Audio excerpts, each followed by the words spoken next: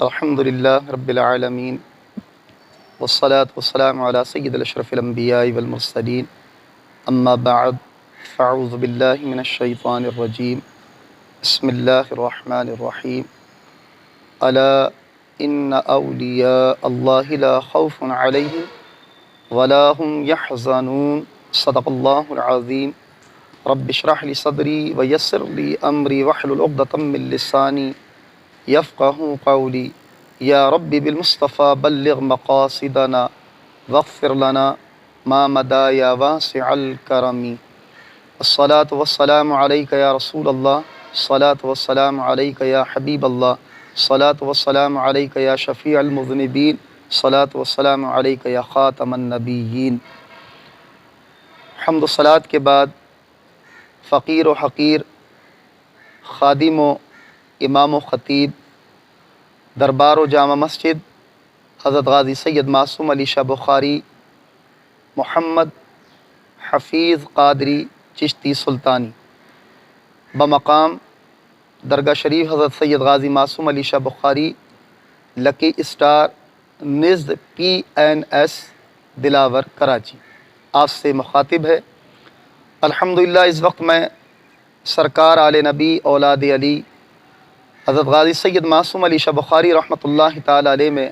حاضر ہوں۔ اللہ تبارک و تعالی نے اپنے اولیاء کاملین کو بڑی عزت و عظمت و مرتبہ و شان و شوکت سے سرفراز فرمایا ہے، اور اولیاء کاملین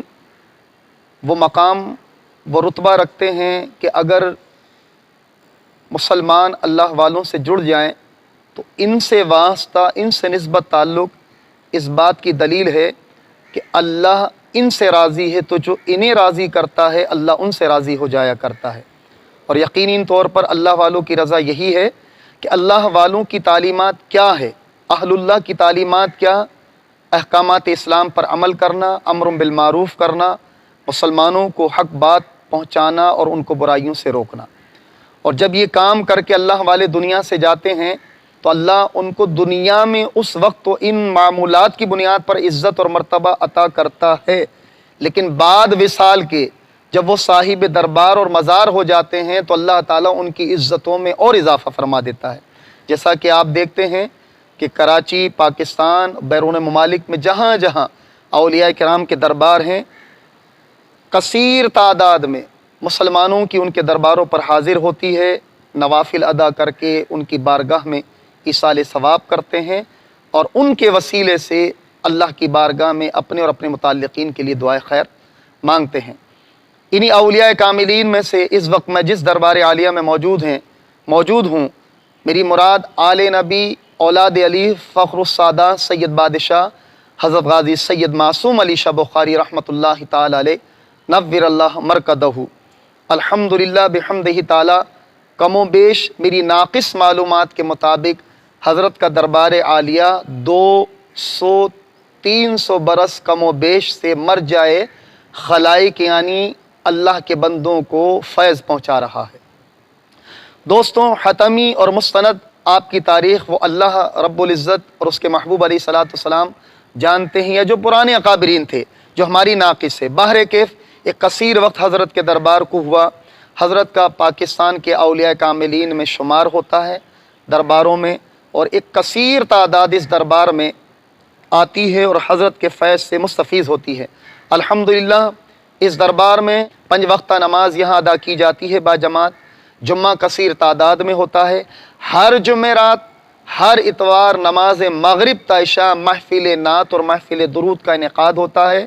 اور ہر چاند کی 2 تاریخ اور 12 تاریخ کو محفل سماع کا باقاعدہ ادب و احترام کے ساتھ انعقاد ہوتا ہے۔ خواتین پردے میں ہوتی ہیں، مرد حضرات محفل خانے میں ہوتے ہیں، لنگر بڑے ادب و احترام کے ساتھ یہاں پر تقسیم کیا جاتا ہے، اور بہت سارے لوگ ایسے ہیں جو ہمیں آ کر بتاتے ہیں کہ اس دربار اور صاحب مزار کی برکت سے ہمیں اللہ تعالیٰ نے یہ نعمتیں اور رحمتیں عطا فرمائی۔ مثال کے طور پر ایک مشہور واقعہ ہے کہ مسلمان تو مسلمان، غیر مسلموں کو بھی اللہ کے دربار سے فیض پہنچا۔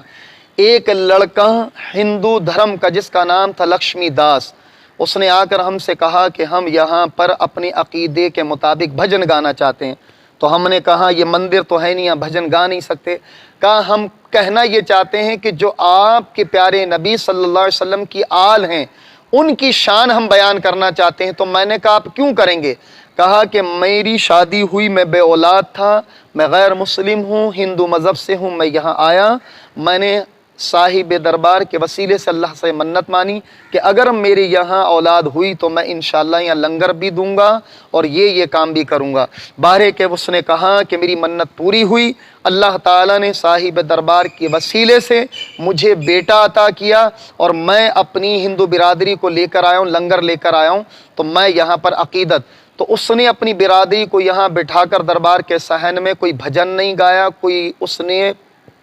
پوجا پاٹ نہیں کی، اس نے سیدہ زینب اور حضرت فاطمہ سلام اللہ علیہ کی شان میں منقبتیں پیش کی، جسے سن کر ہمیں بڑا سرور حاصل ہوا، اور ان مناقب کو سن کر ہم نے اللہ سے دعا کی کہ اللہ ان غیر مسلموں پر جب تو نے اپنے ولیوں کی آل نبی کی محبت ڈالی ہے تو ایمان کی دولت بھی انہیں عطا فرما۔ تو امید ہے کہ جہاں اللہ والوں کا اتنا فیض پہنچا ہے تو یقینی طور پہ ہندو دھرم والوں کو اس ایمان کی دولت بھی انشاءاللہ بالضرور نصیب ہوگی۔ بہر کیف کثیر تعداد آتی ہے، بڑی بڑی مشکلوں میں مبتلا، بیماریوں میں مبتلا، اور خاص حضرت کا فیضان جو بچوں کے حوالے سے، کیونکہ آپ کا لقب ہے حضرت غازی سید معصوم علی شاہ بخاری رحمۃ اللہ علیہ، تو جس طرح شاہ یقیق بابا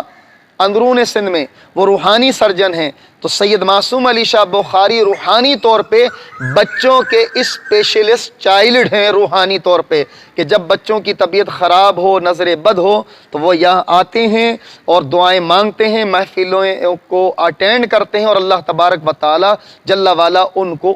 اللہ کے فضل سے، ان کے وسیلے سے انہیں رحمتیں، برکتیں، صحت حاصل ہوتی ہے، اور وہ یہاں سے فیضیاب ہو کر جاتے ہیں اور اپنی عقیدتوں کا اظہار کرتے ہیں۔ میں محمد حفیظ قادری چشتی تمام حاضرین و زائرین، جو سننے والے ناظرین بھی ہیں اور جو بیٹھے ہوئے سن بھی رہیں، تمام سے مخاطب ہوں کہ آپ اس دربار میں تشریف لایا کریں اور صاحب مزار کی نسبتوں سے فیضیاب ہوں۔ اللہ کریم ہمیں اپنے ولیوں کے دربار پر بادب جانا نصیب کرے اور ان کے روحانی فیضان سے ہمیں مستفیض فرمائے۔ السلام علیکم ورحمۃ اللہ وبرکاتہ۔